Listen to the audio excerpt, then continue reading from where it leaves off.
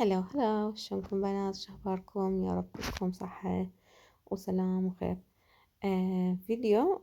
طبعا هو هاي الكيكة مال عيد الأم، المفروض أنزلها. يعني كان بعيد الأم أو ورا، لكن صار عندي ظروف ما قدرت أنزلها. المهم هذا الكيك أو هذا الفيديو هو عبارة عن تزيين بسيط لكيكة عيد الأم. إن شاء الله يعجبكم، ولا تنسون اللايك والاشتراك بالقناة حتى يوصلكم كل شي جديد أنا أنزله. طبعا هنا أنا أول شي أستخدم الطحين سبونج الاقتصادي مال الشيف مرتضى، موجود المطيبات توفي. هنا أنا قياس الكيكة 22. كل المواد أخليهن بالخفاقة، يعني الطحين والبيض والمحسن والمي، هن غير ذني ما تحتاجين أي شي. تخليهن كلهن بالخفاقة لمدة 8 دقائق أو 9 وخلاص. هذا هو.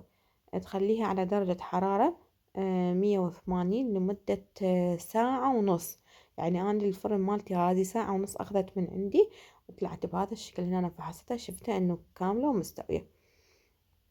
طبعا ما استخدمتها نفس اليوم، خليتها ثاني يوم يلا بديت أشتغل بيها.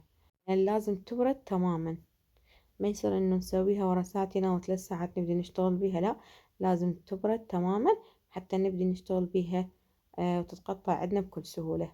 هنا أنا ثاني يوم طلعتها، طبعا ما خليتها بالمجمد ولا بالثلاجة، خليتها بالمطبخ، وبديت ثاني يوم أشتغل بيها. طلعت وياي بهذا الشكل، وارتفاعها ما شاء الله كلش حلو. وبديت أقطع بيها بالمنشار أو بالقطاع مال كيك، وصارت وياي 4 قطع. استخدمت هذه الكريمة. هاي الكريمة أول مرة استخدمها، هي من فيزون أو هيك شي، ما أعرف اسم الماركة بالضبط.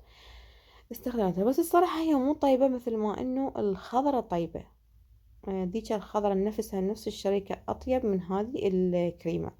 فإذا تريدون نصيحة إنه لا تاخذون هذه الكريمة، اخذوا الخضرة كلش طيبة. وهنا أنا بديت أسوي الطبقات، وخليت أول طبقة من الكريمة وزينتها تزيين بسيط. راح أخليكم ويا التزيين وإن شاء الله يعجبكم. ملاحظة، هاي الاستيكرات غير قابلة للأكل، مجرد إنه هي للمنظر أو للشكل. أشوفكم بالفيديو الجاي، مع السلامة.